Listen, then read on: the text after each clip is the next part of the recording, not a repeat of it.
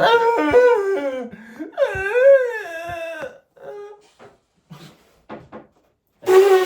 when I vex player.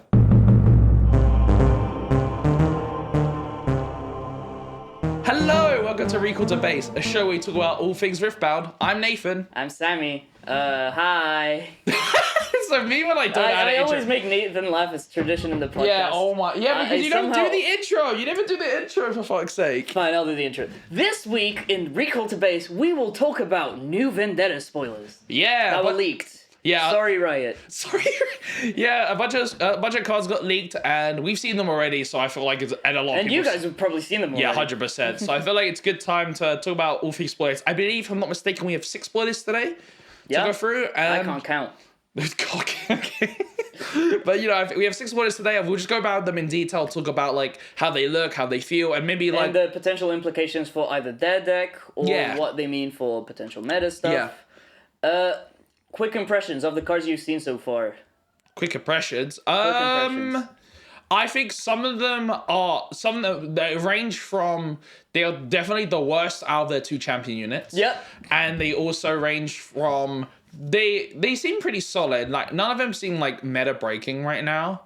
Like there's one that everyone's like gushing about, and because it is probably the best one, but it's We'll not. get to that later. Yeah, but it's probably not the best. But I feel like I feel kind of neutral / like down on these cards personally. That's what I was thinking. Like, these cards, except for one, which is okay, seem all very mid to I back. can't wait to hear what you want, the one that you think is okay, because You I know remember, the one I think I is think okay. I think I know too. But when we get to it, I will go on a rant about it. But yeah, should we just get started with the first spoiler? Sure, the first card we're going to talk about today is kind of lacklusterly Alawi. Oh, okay. Alawi is 6 energy, no power for a 4-might unit, Bilgewater, Alawi champion unit. Prophet of the Great Kraken, that's her title. When you play me or when I score, play a 1-might tentacle unit token from Bilgewater. I have +1 for each unit token you control. Now, before we go into this card, I wanted to ask you about why your mindset. Why do you think they added the Bilgewater tag to that token? We're gonna get tribal +1 to all Bilgewater units. Yes! But no, was it I think it's just a type thing. Maybe it's too. But why do they stuff have to add? list. Yeah, but why do they have to add the type though? Because besides Garen's not Garen. Lux's fuck. Victor's tokens don't have a type. Sphinxes don't have a type. Sprites don't have types. It's also I mean, they don't have regions, but they are sprite. Yeah, that's Sprites and soldiers. Do they have or the whatever. tags? I don't think they do. I don't think they do either. Because I know I have a computer. I'll find out for you. Because I know that the birds have tags because they're literally called bird and they're classified as a bird. But then I'm really curious. But the thing I'm trying to figure out is why would they add Bilgewater? Sprite has Fae on the sprite token. Okay. But it doesn't say what on the stuff that makes so it. I'm really curious, why does it have to specify Bilgewater? Why can't I just say Recruit tokens are just recruits, mech tokens are just mechs. Yeah. Yeah, that is. So why do they have to have the interesting. unless they want to make it easy for the list to work? Yeah. But why would that matter? The list is not a good card. So I think what you're trying to get at here is that this is potentially hinting at some tribal matters stuff. Yeah, which I mean we talked about in the past, didn't we? I swear we did. Yeah. I was not a fan of the idea of region typing. I remember. Maybe this is something unique to a potential Alawi legend. Maybe, which yeah. cares about Bilgewater things. Yeah. I find that hard to believe because maybe there's a mechanic about the X amount of a region type, because then that would seem really interesting as a cost maybe. Yeah. If you have 3 Bilgewaters or Bilgewaters. How would you? How did you just Bilgewaterians. Waterians, bro. Imagine your identity. Bulgers. Bulgers. I'm gonna start calling them that now. No, but I was gonna say I'm a proud Bulger. I'm a proud Bulger. Can you imagine your whole identity is Also, I can't see because the quality of the art is not the greatest. Has Alawi got some armpit hair going on down there? Why does that matter? Sorry. Why does that Anyway, matter? Why before we get does that sidetracked no, on no, implications and card arts, let's discuss the actual card. What do you think of the card? I think the card actually has the potential to be good. Now, this is only specifically to if control tokens is good. So what I mean by that is, what's it called? If Vanguard Armory or any token generation in yellow sees play, because we do know that there's... Whoa, Nathan, you're implying that we're gonna get a yellow-purple We legend. are, it's confirmed. Yeah, I know. I'm just like, ooh. No, but like, if the yellow-purple deck ever gets any token generation, or like if it leads towards a token deck, this does read as a really good top-end unit. Because it is a... Because the one thing I actually do like about it is that it has no power cost. You don't get deramped at all, so you can't afford to... For a 6 might 6 cost token 5 generator, might. that's also what It's a 6 Ferris Forerunner is. Because it's what? There's 6 cost 5 6 might. cost 4 might. It's 5 might. I guess because it makes Technically, it one, it's technically 5 might because you make the tentacle. 5 might minimum. Yeah, I do like as well that the allowing token doesn't have to, the tentacle doesn't have to be with her too. Yeah. Like you could play her at base or play her at battlefield too. So like there is some like play around for that too. Yeah, and I mean we've seen that 6 drops that are big and make tokens are playable, like Ferris Forerunner. Yeah. And this is arguably better than Ferris Forerunner in the sense... Hold on. Wait. In the sense where it's less bad against bounce. It doesn't just like completely ruin your day if it gets bounced, because you still get the 1/1 up front. Yeah, it does have some... And when you score, if you have any movement shit, you get 2 1/1. Yeah, you could like... Obviously 1/1s are not mixed, but... Yeah, but like the good thing as well is that like scoring is really nice because she becomes beneficial for attacking and holding, which is really nice. Ride the Wind might be really good with her. Oh! Ride the Wind tech because she's in purple because you like... Untap, conquer, ride the wind to the other battlefield, make another 1/1. And you make it a base and then you move back and now you have 2 tokens at base and a 7 might allow you. Yeah, exactly, yeah. So it could actually read pretty well. I'm just also thinking like... This card is less shit than I was thinking. Yeah, there's also the thing of like, if... Like, I'm going to just assume that yellow-purple will be a token deck because of this card. And I'm thinking it might be Alawi. Maybe, it could be Alawi. Like, Because I'm thinking... Alawi, like, Chaos makes sense, because she's already Chaos anyway. But, like, yellow, she's like the Kraken Priestess. And she cares about the order of... Barakanos or whatever, yeah. Nakagebaros, yeah.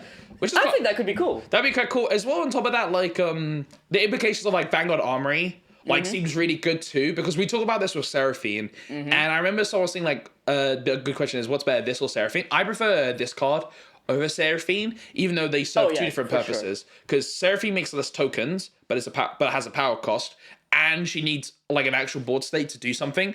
This card actually can just work on its own. Like it can just... Honestly, I don't know how good this will be. Probably shit, but they will probably see play together if this is. Oh, you know they will 100%. If they're like this, if they're pushing a yellow purple deck, Seraphine goes with Alawi. Also, something that I feel like has to be mentioned. Do you know what else is a yellow-purple thing that cares about tokens? What? The strong infinite combo that And I don't know how play. Yeah, so like to remind everyone, there is I can't remember the name of the card now. It's Eye of the Herald. Eye of the Herald. You need Renata Glosk, and then there's a purple unit from Origins that no one plays. But like the idea is basically because how the interaction works with the tokens and Renata Glosk, you basically can make infinite 1/1s. And like I do get your point there, but here it is. It's called Stealthy Pursuer. Stealthy Pursuer, yeah. So how the interaction works is if you Stealthy Pursuer with the equipment moves, makes a token, but the token enters already because we're not a Glosk. If the token lives, you can move the token back to whatever location the Stealthy Pursuer was, which then triggers the Stealthy Pursuer to move it back, which then makes a one token that's ready, and then you just go forward again, and you go infinitely back and forth. Yep. But the issue, and then like I see your point, but like obviously I don't know if this would even see play. It's like the most win more thing. Once I make infinite tokens, my Alawi's infinite might. No, that's what I'm saying. I'm just saying it's funny how the designers assumably knew of this potential combo that probably they'll ban. And then they were like, you know what? This isn't okay, but we're gonna design. We're gonna push more tokens. Purple with yellow tokens sounds funny. Let's do it. But I think Alawi, like even if she becomes a legend or not, I think if tokens become like an actual deck, I actually see this as a good top end unit. Yeah, like actually, I agree. But Seems like really good. Because like the only thing that's like kind of bad is that like at the end of the day, she is just stats, which. I don't know. She stats and bodies. She's not just stats. Stats and bodies. Yeah, she is stats and bodies, but like, is that good enough? Like in general, because I think in my mind that sounds pretty good. Yeah, I mean, think about the current only token deck that's really playable / seeing some number of success, which is Victor, and it's just replace blue with purple, which is just better. Yeah. But obviously, taken away assumably we don't know what the legend's gonna Oh be. wait, wait. Yellow Victor with this card seems kind of nuts because the tentacles The tentacles are not recruits. so they make recruits, and then Alawi doesn't lose might. We're cooking in this podcast. Right, guys. And then you also you do get some save because you get access to the retreat. What's the We get flash. No, yeah, you get flash, but you get Tactical retreat. Tactical retreat, yeah, you get access Double flash. Yeah, so you get access. Whoa. So Alawi, so like, let's say you put like yellow Victor out, and you have like Alawi out. You can tactical retreat your Alawi, and then your tentacle dies. Alawi goes back to base, but the tentacle becomes a recruit, so Alawi stays the same might. So you effectively, like, it's kind of like, it reminds you of the set thing, where, like, yes, you won the battle, but I still have my units. So now we have two ways to potentially build purple, yellow, which is tokens or the old Death Knell thing. But I don't know, like, I might be overvaluing the fact that this card doesn't have a power cost. I just really like that. I really like that. I really like that, historically, that's good. I think the in a real way, what this card eventually will come down to is the shell around it good enough, which is the token. Let's just say up front, in a mid-range like good stuff deck, this will not see play. Right? Oh yeah. This will not see play. Yeah, no, this unit, I think like she's way too slow. Yeah. She also has the issue of like she can snowball on her own, which I do like for a unit, like especially in a token deck, like where she acts as either the win more or the recovery. Like I do like that aspect of it. So it will 100% come down to what the rest of the deck is. But I think I personally see her like doing really well in a control shell purely because of the fact that Vanguard Armory makes this card actually makes it playable. I think this will see play in a top end heavy token spam mid-range deck. I can see that. Mid-range because purple gives you access to all the good mid-range tools. And also with all the, if you want to go full in on tokens, it has a certain level of aggressiveness to this. Alawi is also to a certain degree aggressive, aggressively statted. So I could see it being like you play it like small token generators in the early game, contest points that way, and then slam down these big guys like Alawi, like Vanguard Armory, like Seraphine to try to close the game out. Yeah. Because those are really hard to deal with if you're already ahead in points. Because if your opponent's trying to catch up, them dealing with your big stuff while the big stuff is also leaving tokens behind feels pretty good. Feels good, yeah. Yeah, and I just like that. Like, I just like also the fact that this unit does have a base might. Like, not a good stat, let's be honest, like 4. Like if 4 is not that bad. 4 is pretty bad, like in this meta anyway, because it gets hit by Void Seeker, it gets hit, it loses out to most ambush units. If your opponent has cleared all your tokens, this will be 4 might, and by then you're already lost anyway. So like, it's lose more that she's 4 might. But to be fair, there is some cool like tech, like you could be like Sneaky Deckhand this like for 9 might, and then you have like what 2, 5, 6 might, 6 plus 2. Also, what are the battlefields that make tokens that we have? We have Plaza of Harmony, which is the one that when you hold, you make a Wait, is it... Wait. Clarify. Is this token units or just tokens? When you... I have +1 for each token unit you control. Okay. I was going to say, like, imagine this with gold. Imagine, like, you just had, like... Yeah. Imagine you had gold. Because, like, Treasure Hunter. No, but you're in purple. That's what I'm saying. You have access to so much gold generation. You just be like, okay, I make $1 billion gold, and now he's 2 million big. Isn't it just Treasure Hunter and the ship Black Market Connector guy? Yeah, but then there's also the Battlefield too. I mean, like compared to gold generators, like. So we have for battle token unit generators, Battlefield. We have that Plaza thing that holds McThingy. I doubt you'd play that. You have the one that's like if you assign 3 or more might, you make a bird. Yeah, but the more important the pawn one is the sand one, isn't it? You mean Emperor's Deus? The one that you bounce, make a 2/2? Yeah, that probably will say play. Probably not, because you don't want to bounce your Alawi or your tactical token to make a 2. But you do want to bounce your Vanguard guy. Oh yeah, true, yeah. The guy that like ETB double spell, make 2 tokens. Yeah, you probably want to bounce that guy. True, yeah. This seems actually... I was so low on this card when we started talking about it, but now I'm so high on it. It's kind of... Because for context, in Magic, I love token decks, so this is like, It has a lot going for it. It's just missing a few key components, which is the deck. So we and the build, stuff around it. We should rate these cards. We're doing letter ratings? Yeah. Number ratings? Oh, what did we do last time? It was letter ratings. Yeah, we did letter ratings. Okay, I've got my one. All right. Have you got yours? We're doing S as like the best, right? Yeah, S is the best, F is the worst. Okay. And then 3, 2, 1, A B. minus. I'm gonna give it a B. I'm high on this. I'm giving it an A minus. A, okay, that's pretty, like, so you're saying it's gonna, like, see play. Like, Yeah, this is like gonna see play.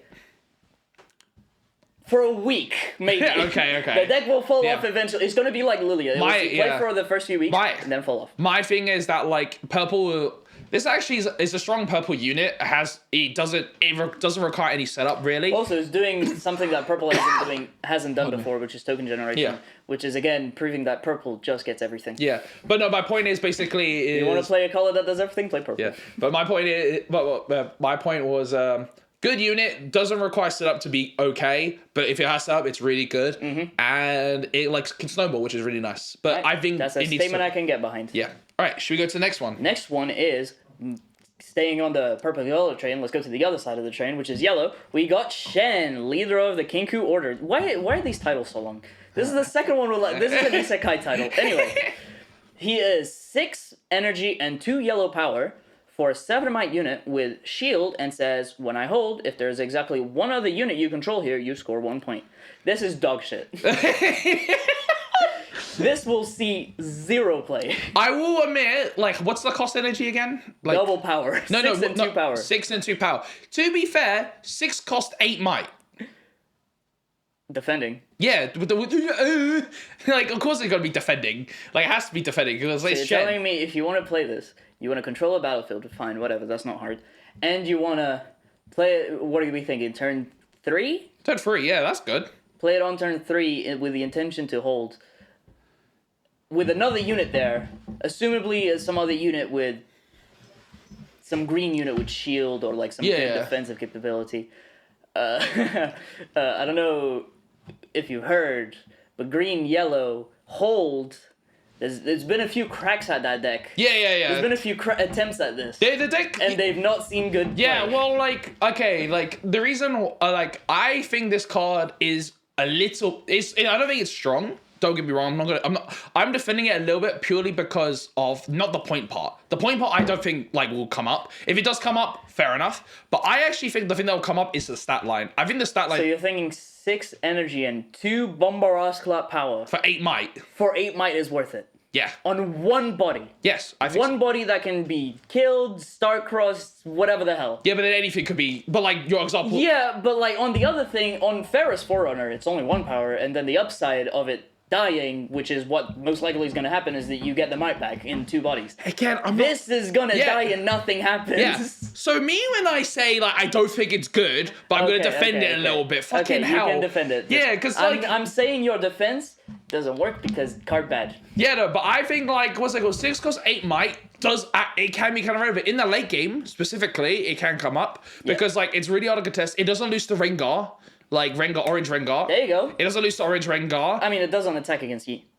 But if you ever have to attack with this. Yeah. If you if you're ever attacking with this card, then you basically, I think in my opinion, you've lost at that point because that's not the point of the card. It's like when I play. I've been small side tangent before you continue. So I've been playing Vi just as a fun deck, and I know I'm losing when I have to play yellow Vi from Champions on To Base. Yeah. That's all I need to say. Yeah. Continue. But no, I think this card, like, for the stat line and the cost, like, the cost is steep, but the stat line is really premium. Like, we haven't really seen, like, a... 6 mana, 8 might is pretty high up there. No, yeah. 8 might is a good number. Like, that is, like, we're not gonna... That's, like, close to Elder Dragon Baron territory of, and there's talks, still yet to be confirmed, we haven't seen the card, but there's talks that Shen Legend will say tap give something shield something. Yeah, that was confirmed... Not confirmed, but it was in an article, wasn't it? Yeah. Like, when someone's describing the decks. But, like, we weren't... I'm not gonna say that that's the ability, because we don't know. Of course. But my thinking is... So if that's true,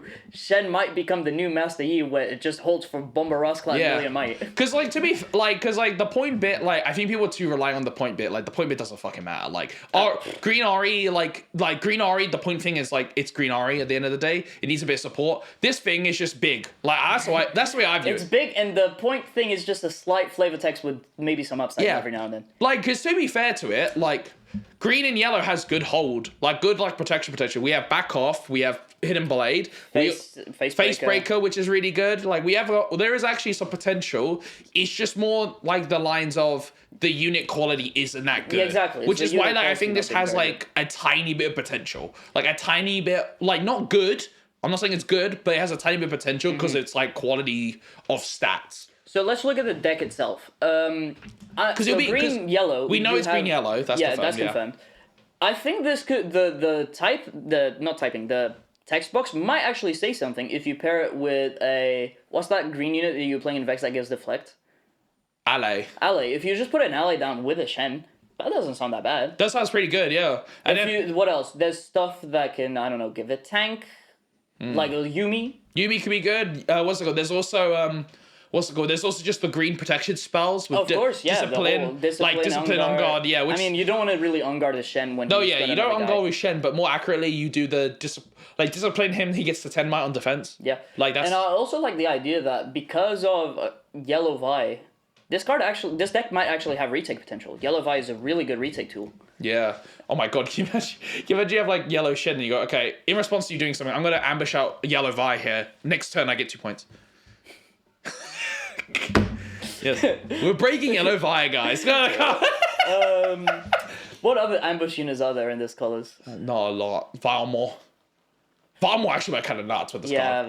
But like you never get Valmore if you're playing Shen for 2 power. Yeah, you never get to Valmore if you're playing Shen. That's true. Yeah, that's literally what I like. I understand like getting extra points is scary, but why does this thing have the 2 power cost? Like why? It's more for the stats, probably. Yeah, probably. Yeah, because it's like the way I view it is like if you look at Green Ari, it's like you're paying a power for the point and you're paying a power for the stat. So it's just like. But the point isn't really worth it. So it's just like, what's the fucking point? Like, like you know what I mean? Shen with Green Ari. Shen with Green Ari and a Spellsonger. Holy, we made a combo deck. We made a combo. I gain, what, 1, 2, 3, 4 points on hold. Yeah, 4 points on hold. Jesus Christ. And if it is giving... If this was blue, oh boy, if this was blue. Yeah. Oh, this is a cool tool for Renata because Renata's already playing blue Sentinel. So you put a blue Sentinel. Shut up. Anyway. Okay, should we rank the card? I would just want to say one last thing. Oh, yeah. This is not to do with the card or with the deck or whatever. It's just I like how this is the second Ashen Knight skin that we got. We saw it's the alt art version, isn't it? It's pretty cool. Eventually, I will build an Ashen Knight tribal deck. But you should have a little bit of binder. I think you just have like a whole binder of art. Yeah. But, you know, yeah, but I like this card honestly. Not that much, not as much as Alawi. No, I don't like this card. I don't really like. I think it has some legs. I think do you know what it is? Brewing a deck is just fun. Brewing a deck is fun, and we get so blinded by the new shiny toy. Yeah, but no, I think this card like we'll give our rankings now real quick. Ready? 3, 2, 1. C D. Oh no, it's F. I think I'm gonna leave it C. C. Okay, C is generous. You're right. It's a D. Because there's no C. It's F, isn't it? Because it's C. It's then A, F. B, C, D, F. Yeah. Oh. Yeah, we'll give it a D. Because F is like dog tier. D plus though. No, I don't. I will give it a D. Like it's like the only thing that's saving it is the stat line, but then the stat line is good, but that's it. To be fair, in a realistic Diana, Master Yi, LeBlanc world, this is like undoubtedly a D, almost F. Yeah, I know. But in a dreamer's world, I'm a dreamer. I believe in what could be. Yeah. This could be a C+. I just think the fact that like a turn 3 Shen 8 might is not that bad. Like it's not that. Obviously they can have bounce spells, but then any unit you play loses to a bounce spell. Yeah, like, but any unit you play loses an interaction to a bounce spell, but it doesn't lose you the whole game. Shen loses you the whole game to a bounce spell. Yeah. Because you're 2 turns ahead of me. Oh, long day. Long day. But you know, I just think like in certain matchups, being able to be like, okay, I'm gonna deploy an 8 might unit at a battlefield. Turn 3. Like how do you most decks can't do with that? Yeah, no, for sure. This is like Master Yi level stats. Yeah. Okay, anyway, next one. we are 23 minutes in, almost 24, and we've got 2 down out of 6. Not bad. No, not bad. We're kind of 10 minutes each. That's a whole hour, baby. Yeah. We're no lightning rounds here, bro. No lightning rounds last time, but you know, next card is arguably. I'm interesting to talk about this. Sorry for the preface, but this is arguably the worst one. We have Nasus, Guardian of Knowledge. He is 5 might and a blue power for 5 mana and a blue power for 6 might unit. Champion Nasus Sharuna dog. Ooh, dog type. Ooh. He says, once each turn, when an enemy unit here dies, channel 1 rune exhausted. No. Oh, I actually like this card. I think he's better. What? I actually kind of my only reasoning. What? My only reasoning is that it turns like control like in blue red or blue yellow control decks. It does like kind of read as every spell has less of a no power cost. That's the way I'm reading it. Because you kill a unit with an interaction spell in a showdown or something, then while he's there, and you go, cool. Like, let's say I hidden blade your unit. Let's say, like worst case scenario, I hidden blade, right? Hidden blade now reads as a 2 cost, I get a rune instead of lose a rune. Do you know what I mean? So what you're saying, pardon me. So what you're saying is we have Kai'Sa in the champion zone for 5 months. Yeah, no, I'm not saying it's like strong, but like you need to like when I go to defender card, you're just like, yeah, so Nathan thinks it's S tier, like broken. No. I'm. This isn't me discarding your point. I'm just pointing out. It's like yeah. I'm pointing out the fallacy. Someone also did point out to me that like if you play this in Kai'Sa, like if Kai'Sa does still see play, she will get to 12 runes very quickly. Yeah, she just ramps. Like, can you imagine like a unit like okay, I'm gonna wait. The problem is, what are we doing with 12 runes? I don't know. Like a Falza Tower Time Warp every turn. I don't know.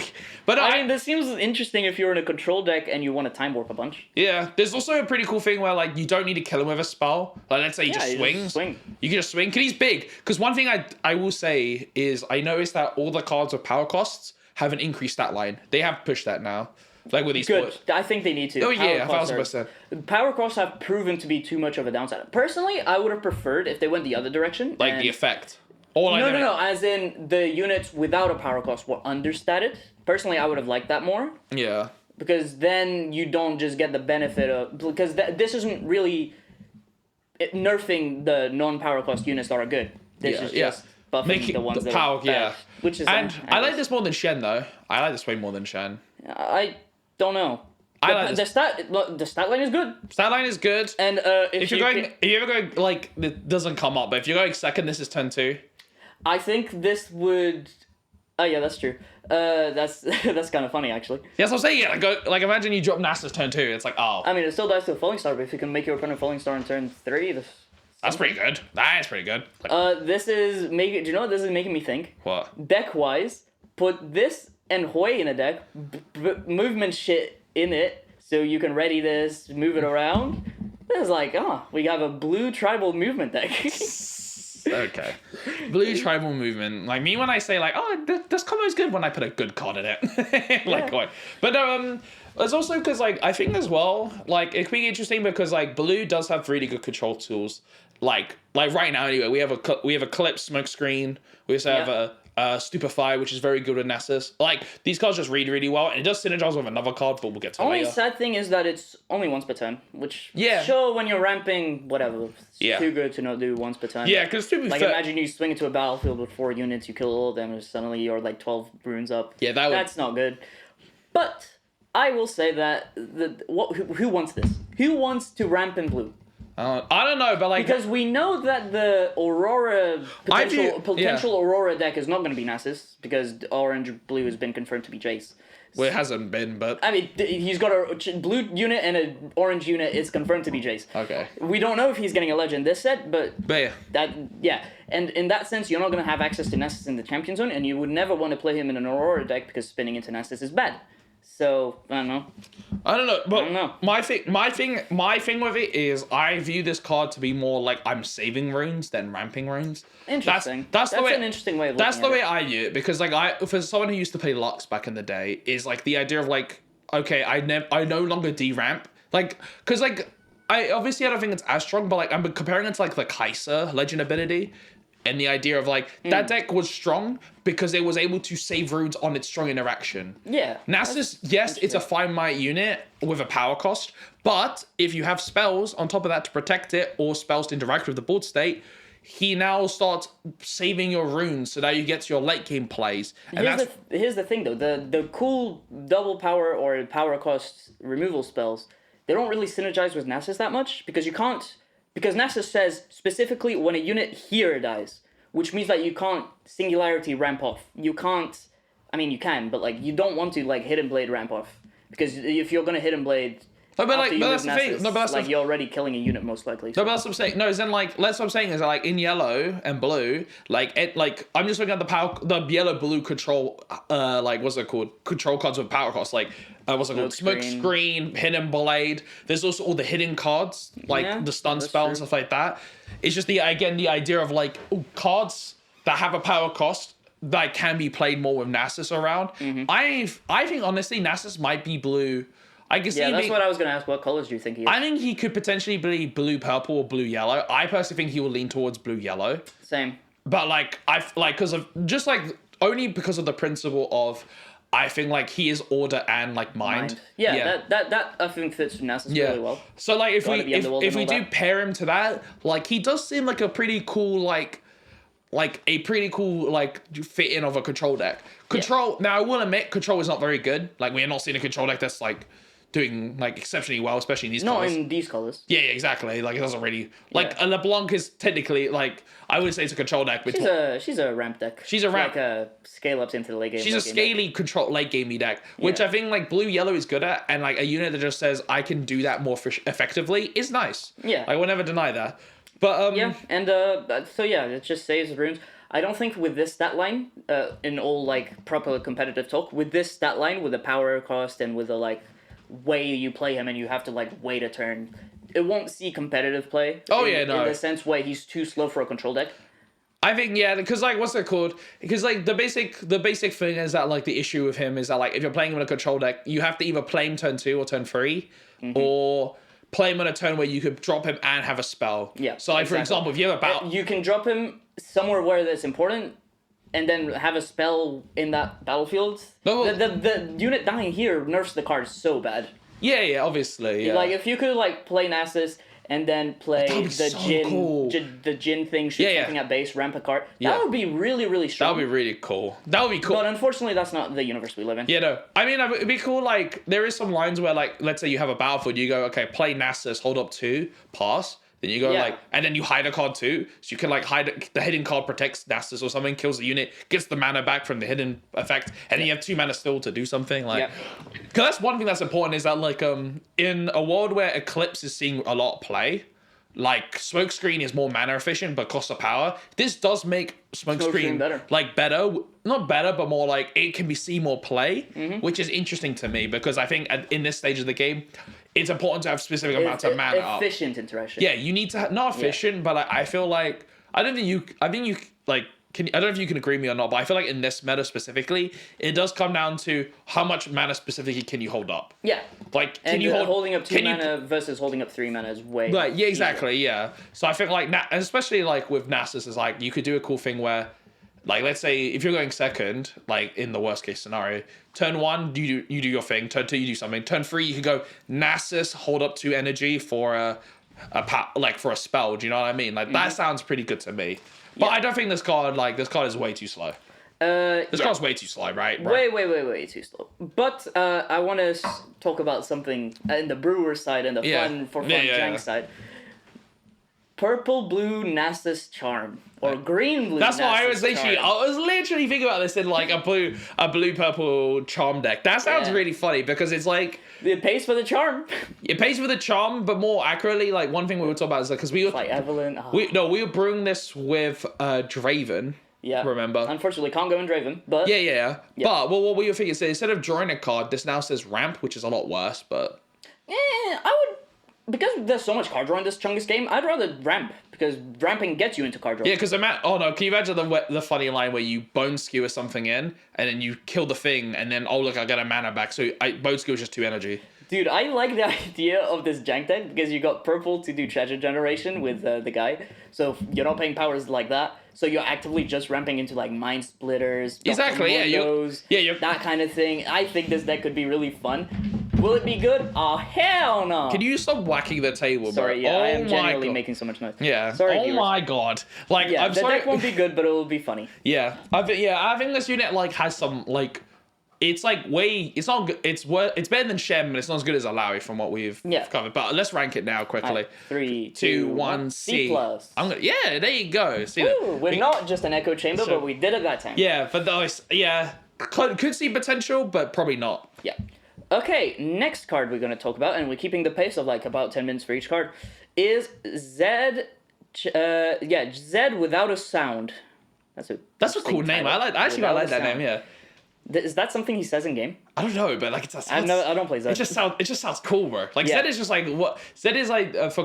I'll preface this. Zed is my hyped legend to play this set purely because I like the assassin archetype in League, but I suck at playing it a lot of the time. So anytime there's an assassin card, it sounds pretty cool. Yeah, Nathan doesn't have hands. Anyway, let's talk about the card. So he's 5 energy, no power cost for a 5 might unit. Okay, good. Zed Ionia. When I conquer, play a 0 Shadow Clone unit to your base.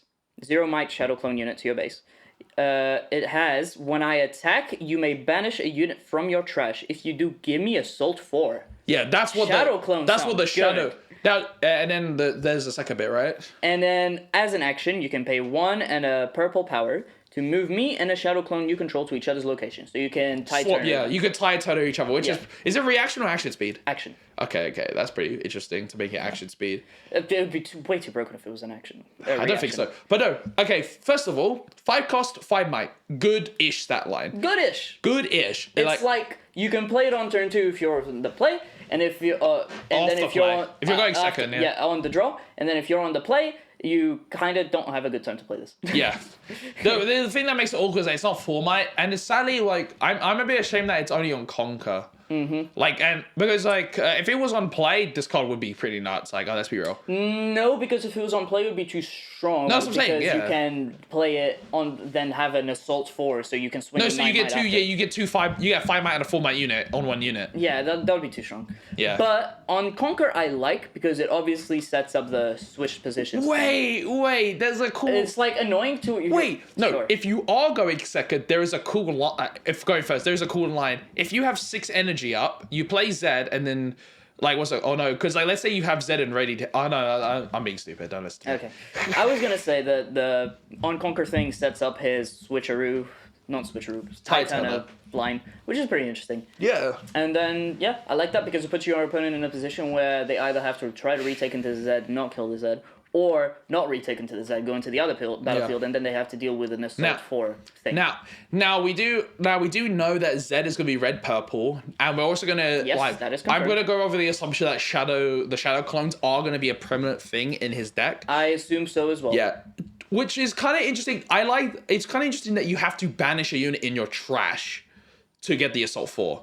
That's quite interesting. I like that. Well, one thing I do like is that this deck is confirmed Traveling Merchant deck. Yeah, but I will say I like that it's like a bigger but less effective sprite in a sense. Yes, it doesn't come in ready, but it can be bigger, but it doesn't hold well, which leans as the whole like there's going to be an aggro like swingy deck. Yeah. Which is very cool.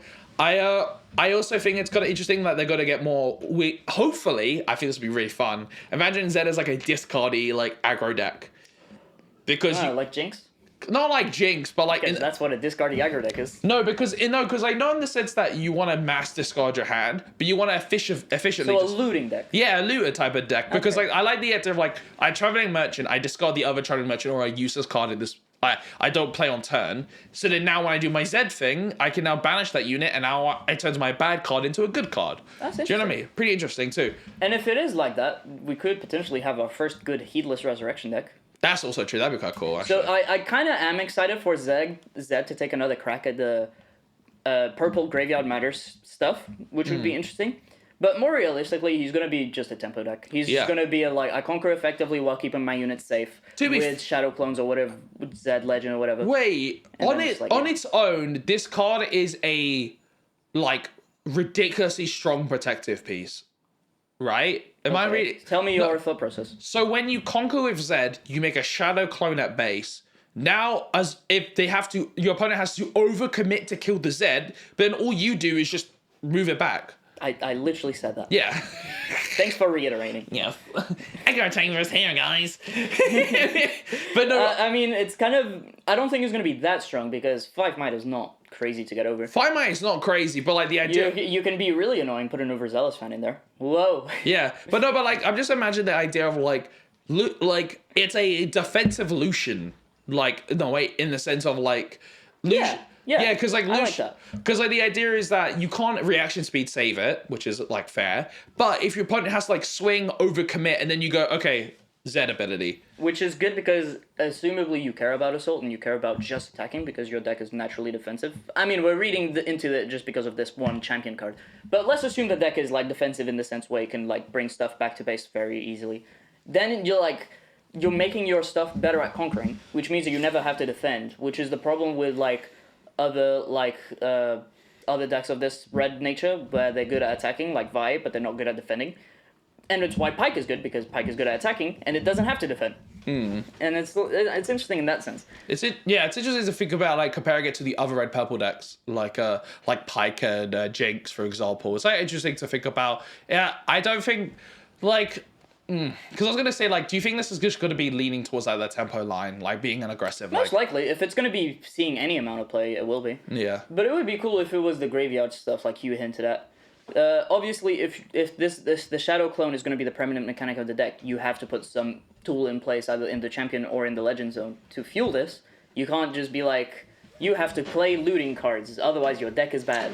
You will then probably, people won't play it. To be fair, you still will play looter cards anyway, because like, I feel like in an aggressive deck, like having like Traveling Merchants. Here's the thing though, Traveling Merchant is the only good looting card. And, and it's Zone Warrens, I guess. There is Ezreal, and my favorite one. Zed is, I don't think Zed would want an Ezreal card. It seems like too value-y. Yeah. But I feel like what's it called? There is other options like Evershade Stalker and Ezreal, which Evershade Stalker is a fan. I love that card so much. If this Chungus Legend makes me play an Evershade Stalker in my deck, I will not play it.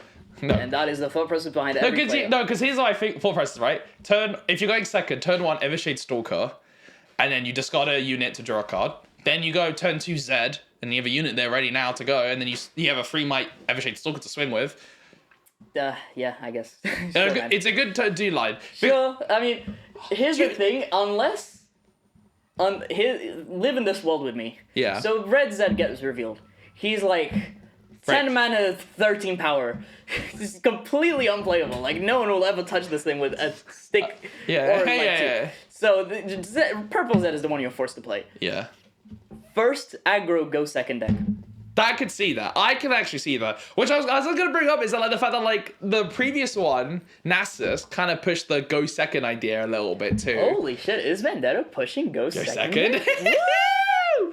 I mean, we heard it here first. I like, because I will admit, like if you were going second, which is usually not the optimal line, you can play better units. Zed does read pretty well because it's a good swing unit, like, and it has the recovery tool of making a shadow token, which lets you protect the Zed and be able to retake on your next turn. And it kind of forces your opponent to play that 2-drops, but they can't really go into battlefields because they will just die.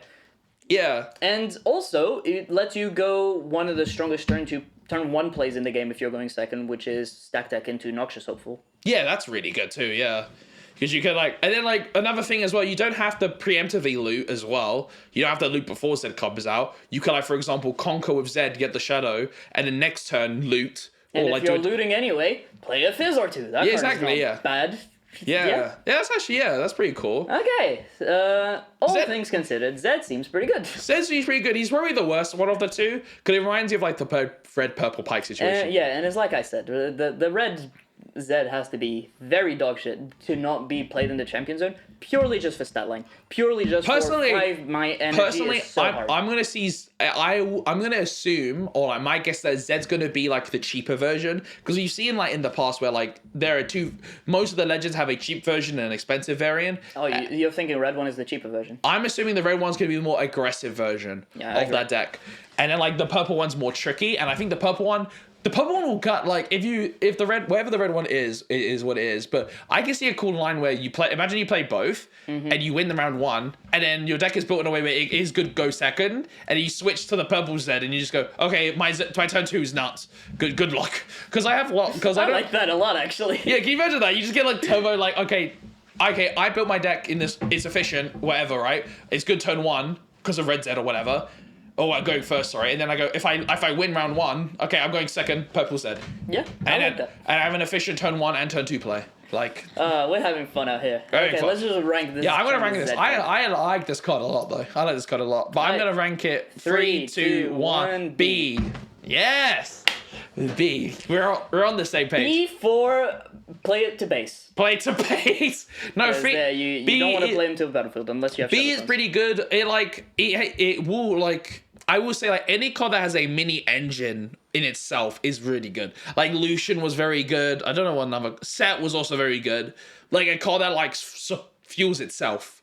Yeah, Like, but you know what I mean? also historically, cards that can't be played on turn 1 or 2 efficiently or like on curve when you're on the play, the Champion unit wise, yeah. Yeah, not no, seen. yeah. I mean, there's Diana. Never mind. I guess I was wrong.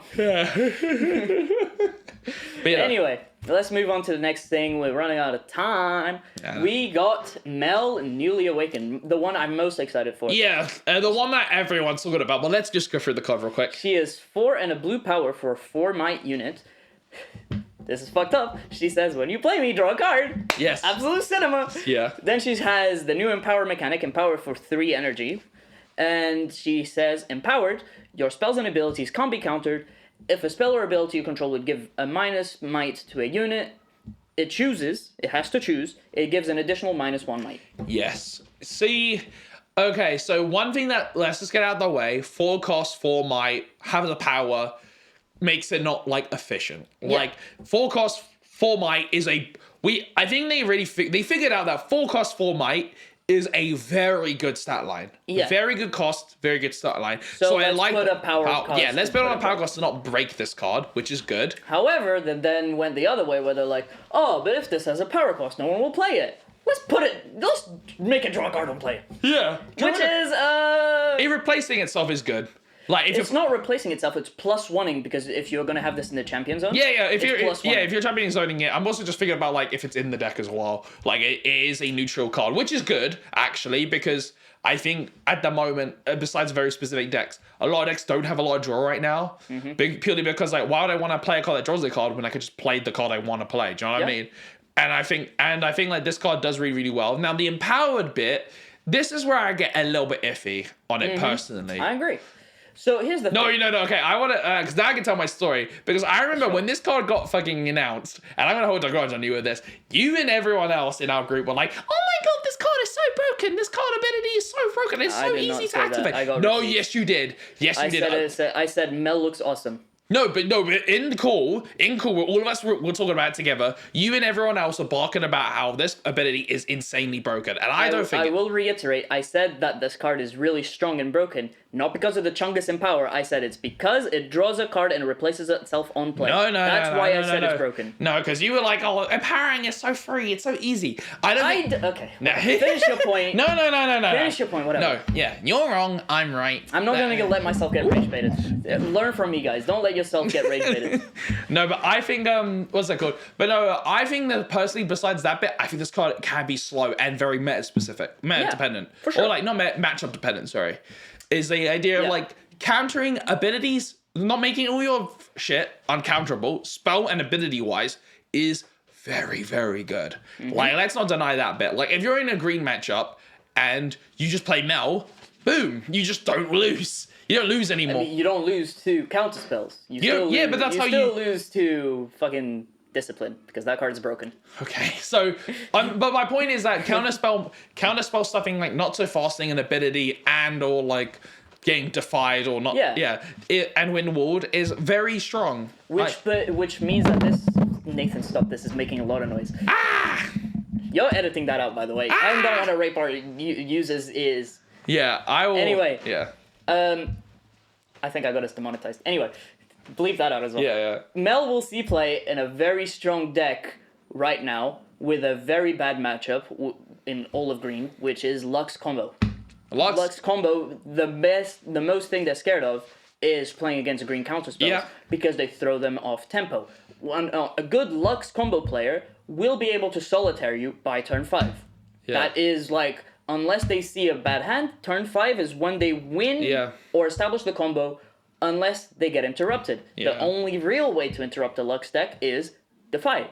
Not so fast, that kind of thing. Defy, Mostly defy. So Mel being able to, give a turn away, you lose a turn, but maybe not necessarily, because she still does the thing the deck wants to do, which is draw its deck. She draws a card. You can take a turn off, maybe 2, which might be too slow. Yeah, that's the thing. But you can take, if it's only 1 turn off, to then take away your opponent's counterplay from you, this card is really good. Yeah, that's the thing that we were discussing, was the idea of like taking a turn off, it sounds really bad. Like spending free energy for this empowered effect. Now we're gonna go off the preface that we believe that the empowered effect is you pay it once and it's just empowered. Yeah, That unit, exactly. that card specifically is empowered. Exactly. We're going off that the idea of what it means, because I know some people talk about like how it's once per turn, like it's for that turn, would which be sounds stupid. stupid. Yeah, that makes would be no so sense. bad. It also make no sense. But like the protecting your spells as well as the minus thing can come up. Like stupefying giving -2. I remember someone telling me was really good. Yep. Having Eclipse and like having Eclipse be -5 is really good. Smoke Screen being -5, only -4. But Like the minimum to 1 is killing. yeah, minimum to 1 thing does kill the cards a little bit, but She doesn't make Thousand Tail better. Okay, because it doesn't target. Because you don't target, yeah. But like Thousand Tail doesn't need to be better. Yeah, exactly. Yeah, And, but I think it's just like taking a turn off for free energy. Now in control decks, It makes Blue Ari better. yeah. I mean, Whoa. okay. Me when I make bad cards, good. but like, Good as a stretch. if you're playing a control deck, right? What's it called? If you're playing control deck, free energy doesn't actually sound that bad. Like it's not that. She also implies that we're gonna get more minus might cards, which is not terrible. Oh, minus might is good. You know that 2-drop that didn't see play from Unleashed? The one that says when you swing, give something here -2? No. You can pay, it's like a 2-drop, like an archer guy in blue. Oh. He says, when I attack, you may pay 1, give something here -2. Yeah. Turning No. that into like a scalable threat is not bad. Yeah, turning you pay 7 energy and Yeah. That's Me when I'm wrong. That's the awkward thing about it is that like you like late gamey, it sounds really bad because you spend 7 energy for this effect or 4 energy and then the next turn 3 energy. It's just so like Yeah. not only it doesn't fit well into the curve. yeah, not only is it energy hungry, but it's also turn hungry because you don't want to spend 7 energy on one turn to do this unless your opponent literally has nothing. But you also don't want to spend like it takes 2 turns for this effect to go off, so it just takes even longer to do. But Nathan, you're forgetting the most important part. This is a scuttle crab. It replaces itself. Oh, you know I think that instantly makes it okay. I it's wouldn't playable. mind playing No, this. it is playable, 100%. It's Like Riot understands. They're not stupid. They understand how stupid putting Scuttle Crab text on a card is. Maybe they didn't understand for Scuttle Crab himself because that's a 2-drop. You don't put that effect on a 2-drop. Yeah. But you do put that effect on a 4-drop with some upside. Yeah, exactly, which I think is good. But like, yeah, I think this is just like this is probably our first like overall just neutral like strong card, like just good card. I personally think it can be too slow. But Yeah, if you get like 3 or 4 good strong spells, this card will be nuts. It seems super strong if you're not playing against aggro. And if you're playing against aggro, you probably slide this out because you don't what's care funny about is the I also stuff. kind of like the implication, the funny idea of what's what I'm looking for is that like we're getting potentially more counter spells. It's like the Vex being like, oh, we have Accelerate and ambush units. Okay, let's print Vex to counter that. Make sure that's fine. Like in a vacuum, there's a little little ecosystem of cards that I don't counter want each to other. get more counter spells. That's bad. Anyway. Yeah. Let's rank what the color? card. Wait, sorry. One last thing. What colors do you think Mel's gonna be? Melaviv. I personally think she will be yellow, purple. Oh, She's blue. or blue. Sorry, blue. Oh man, this sounds so boring because I'm just gonna go towards what the archetypes are already established because they're already pushing those. I think, because I think Nasus will be the blue purple deck. I agree. I think blue purple for Nasus, and then blue yellow for Mel. That sounds correct to me. I think Mel could be blue red. Because I think she could be blue red. She kind of like wants to do spelly stuff as we've established, and the minus might stuff makes her burn spells like better. So I kind of like that. I would like her to be blue red. But I personally think she'll be blue yellow. I mean, because like it makes sense, like mind and order, like. I think Fury. Also No, works because really well with her, the way I'm thinking, she awakened from being angry at her mom. But here's the alternative is, Ambessa in the set is red yellow. Yeah, she's red. Yeah, she can't share a color with Ambessa. she's red yellow. Although she could share a color with Ambessa because she's her daughter. That's what I'm saying. She's red yellow, and then Mel is blue yellow. They're both order, like it's somewhere. That's okay, my thing. I like your theory. Anyway, let's rate this. Yeah. Okay. 3, 2, 1, A. B+. I'm gonna give it an A. Wow, and I'm the one up on this card. Yeah, I think it's good. I just think replacing itself is super good. But the empowered side of it is just a matchup specific thing that won't come up most of the time. Okay, let's talk about the last confirmed card, Then we got one that has been talks of like being fake, but let's talk about the one we'll talk confirmed about card. both though. So the last confirmed card is Jace Hammer in Hand. Yep. What is with these titles? Can't we just put some shit like innovative or like smart or some shit like that? This is the strong I have a one. spider in my leg. Anyway, stop. Okay, I'm just gonna hold it now. I'm so sorry, gamers. I tried a situation where we try to like stand it up because I can't be bothered to bring a stand every Also, week. I wasn't paying attention to the levels. I hope you weren't too far away from it. Anyway. No, I probably wasn't. Sorry to interrupt my own thoughts. Jace is 4 and a orange power. He's 5 might. He says, when I become ready, choose one to give me this turn. He can either give himself Assault 2, Deflect 2, or Gang King. Yeah. So this card actually has a lot of upside to it. Mm-hmm. A good above rate stat line for 4 cost. Has the power cost has been accounted for by being a chunkier. Yeah. It also has like a good like little vacuum of when you play on turn 2, next turn it swings for 6 or 7, sorry. 7, yeah. Yeah, swings for 7, and then it wins. And then if it ever survives on that one battlefield, when it readies, you give it Gang King, and it goes on the other battlefield for 5. And then if it Strong confirmed card. yeah, exactly, Strong with first mate. exactly. My problem is that this card is extremely slow. It's like I wouldn't mind playing it on turn 2. It means your opponent can't really go into a battle. my only reasoning is because this reads like a better Kiana, like a bit better Kiana, but Kiana's seen like 0 play. I'm not gonna lie, I prefer having a Kiana than this. Exactly. Because here's the thing, Jace's options are good for conquering. He cares about conquering, and he doesn't really care about anything else, and he doesn't give you any value to scale into the late game. Yeah. And another bad thing is, Deflect 2 is really cool if you can give him Deflect 2 on attack, but he's also kind of just blown out to interaction if you don't give him Deflect 2. Yeah. And it's like, eh. The thing is, I think, like I said, it's basically been confirmed that he's blue-orange. Yeah. He's the body. He's the body. Like body mind guy. Body mind guy. Which to me makes perfect sense. I'm surprised I never thought about giving Jace body mind. That to me is like perfect. But the thing is, like, this is the most exciting color combination for me. Yellow, purple, whatever, blue, red, or green, red. I don't care. I wanted to play body and mind just because the card's cool. I like that. I played it in Nexus Knights once. I actually had the old Jace in my champion zone, not Nexus Knight. Yeah. Oh yeah. It was really fun. Yeah. But I think that doing Jace in blue gives him some interesting tools for it does give some winning combat potential. It does give some cool interaction tools, 100% with like, and those interaction tools can be are always good on offense and defense, which is very good. Will say that I like that they are still doing the thing of Orange is just playing good, efficient units. True. That is what Orange excels at. That and ramping, but yeah, Orange is great at efficient units that when they swing, they do well. Everyone's talking about this with First Mate, which makes 100% makes sense, yeah. Because like with First Mate, this card goes absolutely nuts. I want to talk about. Is there a wait? Oh no, but wait, is there a way? There is an orange spell that readies it at action speed, right? No, there's one that does red. No, there's Wallop. Yes. Wallop, but I don't think Wallop is action speed. I think Wallop is. I think it is. Can we check? Because one thing I'm thinking about is you could do a thing where you give it Assault 2, and then you can Wallop it, untap it.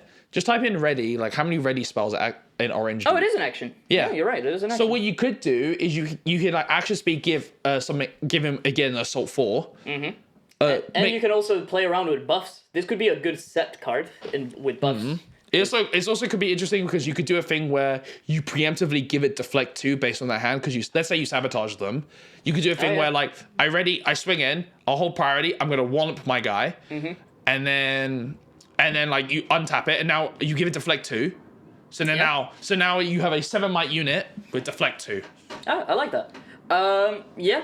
I mean, I'm excited less about the card himself. The color combination. Cool. The color combination does seem pretty fun. The color combination is what I'm excited about. Like you could play blue, orange, and then have ramp spells to ramp into Watcher or ramp. Yeah, that's cool. Yeah, which is like interesting, and I like that aspect of giving blue ramp. Yeah, I also like the aspect of I don't know, making it not only a good conquer deck, but also a good hold deck in the sense that blue can give you good defensive stuff like Stupefy, like Smokescreen, like we've been talking about. But I access to good backline removal. But me personally, sadly though, I think this card just has like this, like if it's efficient enough, it's efficient enough. But I think personally, like I could see it being a bit too slow in this meta. Yeah. And I want to say that unless the legend itself has movement shenanigans, which reading this card it probably does, it's like I don't know if it will be even that good in its own deck. I'm honestly more excited for this card in other decks, like supporting some tier 2 and 3 archetypes. Yeah, like this would be so good in Sivir or MF mid range. Could be, yeah. Because they care about movement and they care about radiating stuff. MF it will be good because you could always give it ganking, anyway. So you always just give it assault or deflect. Yeah. Which is pretty nice. It's also interesting in those sets, like I said. Set will be pretty good with this too. On this, you can wall up. It's also because it's the stat line, right? Like on its own without the buff. Yeah. And then when you give it a buff, it's like 6, and then you assault it, it gives 8. Being able to reanimate this with set seems really good. I'm sure Malachi's very excited about this. Yeah. Yeah. I mean, the card isn't that exciting, but it's neatly designed. I like the design of this card. It's neutral and it's solid. So let's give it a ranking. 3, 2, 1, B. Yes. Another one. It's the most B card ever. Yes, the most B card ever. I think personally, because like I remember when everyone told me, because I remember someone saying this is the best card they saw, and I'm like, oh, like out of all of them, I'm like, no. Shit, we're already at an hour. Yeah. Let's wrap it up quickly. Let's wrap it up with the final card. My personal favorite card, actually. My personal favorite. Unconfirmed. It is Swain Visionary. I like finally a good title. Oh, another reason why this card is probably fake. Champion unit, no Swain text, no Noxious, no tags. Yeah. We could just say this is a reprint. We won't spend too long on it. 8 and a red power, 6 might. When you deal damage to a unit, stun a unit your opponent controls with the highest might. And then for 4 and a power, you can tap him to deal damage equal to my might to each stunned unit. This card is pretty bad, purely because of the cost. It's 8 might, 8 cost 6 might. Yeah, and also, it's not purely because of that. That is the biggest one, but the second biggest one is, holy shit, you have to do so much to make this guy even worth it. No, but what it does is very efficient. No. I think so. You have to use multiple spells if you want to get more than a 2-for-1 interaction here. No, it is a 2-for-1 with 1 spell. Because let's say base scenario, you have Hexacray. But then you're using 2 cards anyway because it's it's neutral. But you win. You just win a combat though, because let's say they they swing it to Swain. You just go, okay, I Hexacray one of your one unit. Okay, now I stun the other unit. Like, you see what I mean? Like, yeah, I guess you could do, and then like any, if you could play this in blue, you Bella's Breath. That sounds pretty good. Yeah, that sounds really fucking stupid. Yeah, Bella's Breath. Stun. Yeah, but like basically the way I view it is like it has some in defensive like Bernie. Oh wait, that doesn't work because you stun the highest one even if it's already stunned. Yeah. Oh well. But like it has some cool neat tricks where it's very defensive. It's very cool. It's also quite aggressive too, potentially, with the whole like, okay, I stun a unit, then I damage it, which is pretty interesting. I like this. The one thing I've thought about, which would be funny, I'll try the deck, but trying this with Katarina, hidden Katarina, because what you do is you like, let's say with Swain, you reveal a hidden card, Katarina trigger, you do 2 damage to the weaker thing, and then, oh look, I stunned the bigger thing, and then my hidden spell usually will help me win the combat too. Yeah. So I win the combat with a hidden spell, and the Swain just lives. So yeah. Anyway. But the card, besides that, I also want to try and Mono Red burn Annie. Yeah. I think that'd be really funny in that deck. That's a good top end. But besides that, the card sucks. The card sucks. I'm excited for Swain as a character. Yeah. Seeing that he was confirmed is so hype. I don't like how the Vendetta could potentially be Swain against Aurelia, because I'm more than done with Aurelia. But, does that got revealed? Does that mean that we're getting a new Aurelia in the set?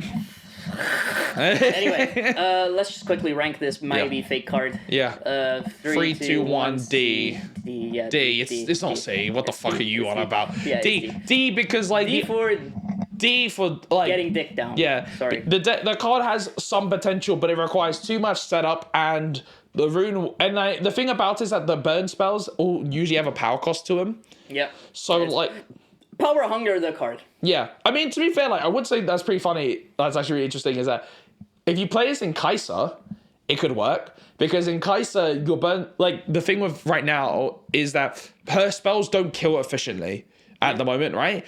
Because everyone just plays like buff effect. There's a lot of pump effects stuff like that. So when I need to play an 8 mana card to make my legend work. Yeah, no, but what I'm saying is that like. No, I know what you mean. But basically, what I'm trying to say with that, in like decks with like that play a lot of burn spells like Kai'Sa or other effects, it does read as a way to turn those one energy or 2 energy or 3 energy spells into stunner card, which is pretty good. Like that is Sure. like okay. It makes him a good defensive break. Exactly, yeah, because I imagine like Which is rare. We don't get good I defensive ambush break out units. Rengar, let's say, and then you go, okay, I Hextech Rare. I don't kill it, but it's done now. Bye. Like Oh no, you would kill it. yeah, you kill it. 6 might. Yeah, but you don't you just kill it, but you don't lose your unit because it's done. No, I like that interaction. But anyway, okay, that's it for the spoilers. Oh, Ari got spoiled. You have to edit in the new Ari. Oh yeah, MSI at the MSI event they revealed their new splash. The card looks gorgeous. Too bad it's shit. Could have done this with a good card. I would have preferred if there was green Ari, honestly. That would because green Ari will just generally see play because the effect is good. But no, it would never. No, because like that's the thing. It won't never be good, but it will keep seeing play. I think it would be cool if it was green Ari purely because then each Ari has like a cool alternate art. Exactly. Like this is the third blue Ari special alt art. Yeah, no, because we had the base alt art and then we had the Spirit Forge and that. Yeah, and this. Yeah, whatever. Anyway, want to quickly mention how we probably will do spoilers. When official spoiler season starts, there's going to be way too much cards for us to talk about on a weekly basis in this level of detail. We're going into this level of detail. We're probably gonna... One, it's fun. Two, it's like exciting. New cards, high. Whatever. We're probably going to do lightning rounds or dedicate like entire episodes to it. Like, we're probably gonna the next few episodes. Sorry, guys, if you don't care about spoilers, but the next few episodes are gonna be exactly. Yeah, we're gonna do. We might even do like we'll probably do something on the initial launch. I think we should do something that'd be quite fun, like a little live stream. Like one of us does a live stream. We also could do a little like recall to base in the style that we did for Unleashed. That's gonna be fun. Yeah, that'd be fun. Yeah. But most likely, what I want to do is pick the few cards that we're excited about. We can pick like 5 each, or we will. That's too many. But we'll talk about pick cards. like 4 each. Try not to spend too long on it, and then. We'll talk about the little brew around. Do the little what we're excited We'll do something about it. We'll do something. But I will say I really like this episode in the sense that I like brewing so much, and brewing with cards that we don't know what the rest is pretty fun. That's why spoilers are fun. Spoiler season's fun. Yeah. But anyway, thank you guys so much for listening to this week's podcast. Thank you so much for listening. And tell us what you think about the new spoilers. Tell us if you agree, disagree, or tell us we what missed you're something. excited to play. Tell us what you think our takes are wrong in the sense of what colors things are going to be. We're assuming a lot of colors. I would love to see what you guys think about colors. Yeah. Anyway, see you in the next episode. Bye.